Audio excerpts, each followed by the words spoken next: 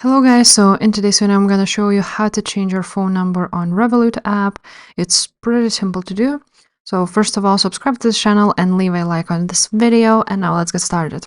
So you're gonna open up your Revolut app and you're gonna be redirected to this page, and you want to click on your profile at the photo at the top left corner right there. Then you will be redirected to this page and you will see all of those options, and you're going to click account. Then you're going to click on personal details right here. And here on personal details, you can actually change a lot of things. So like name, date of birth, residential address, phone number, email, and so on. So you're just going to click on that phone number right there, and you're going to enter your new phone number. And you will need to, of course,